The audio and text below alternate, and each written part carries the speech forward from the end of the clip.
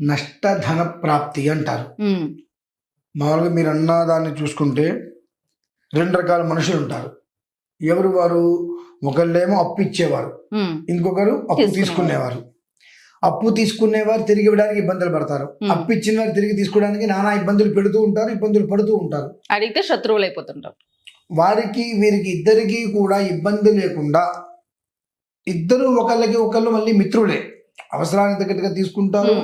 వీరి దగ్గర లేకపోవచ్చు, అవతల వ్యక్తికి అవసరం రావచ్చు.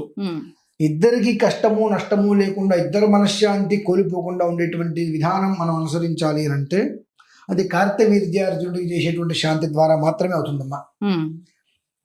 అందులోనూ ఒక మహాద్భుతం ఏమిటి అంటే ఈ 17వ తారీఖు మంగళవారం తెలుగు రాష్ట్రాలలో, అంటే తెలుగులో చెప్తున్నా కాబట్టి నేను తెలుగు రాష్ట్రాలు అంటున్నా, ఏ మూల ఉన్నవారైనా ఎవరింట్లో వారు ఆ ఒక్క 17వ తారీఖు మంగళవారం రోజు నాడు కార్తవీర్యార్జునుడు స్వామి వారికి చేసుకునేటువంటి శాంతి ఏదైతే ఉంటుందో అది కనుక చక్కగా కల్పసూత్ర విహితానుసారంగా వాళ్ళు కనుక పూర్తి చేసుకున్నారా నిజంగా వాళ్ళంత అదృష్టవంతులైతే ఉండరు.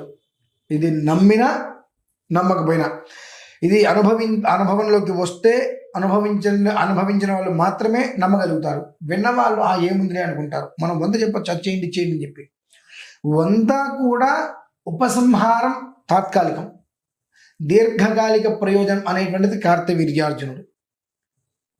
ఆ కార్తవీర్యార్జున స్వామి వారికి మంగళవారం రోజు నాడు మొదలు పెట్టుకొని పూర్తి చేసుకొని అదే విధానాన్ని 3 మంగళవారాలు చేసుకున్న తర్వాత ఆ చిన్న మంత్రం ఉంటుంది.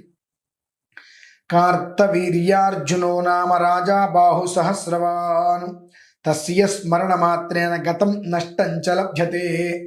ఇది ఇక మనం చెయ్యలేకపోయాము అనుకున్నట్లయితే రోజుకి 1600 సార్లు, ఇక ఇంతకుమించి మనం చేయలేము అనుకుంటే 1600 సార్లు 27 లేక 28 రోజులు చేస్తే వారు రూపాయి తీసుకున్నా, ₹1,00,00,000 తీసుకున్నా, రూపాయి ఇచ్చినా, ₹1,00,00,000 ఇచ్చిన అప్పు తీసుకున్న అప్పు ఇచ్చినా ఆ ఇద్దరికి కూడా ద్విగుణీకృతంగా, అంటే ఇద్దరికీ నష్టం ఉండదు, కష్టము లేకుండా వారి విధానాలు వాళ్ళు పూర్తిగా నిర్వీర్యం చేసుకునేటట్టుగా ఆయన ఒక దారి చూపిస్తారమ్మా.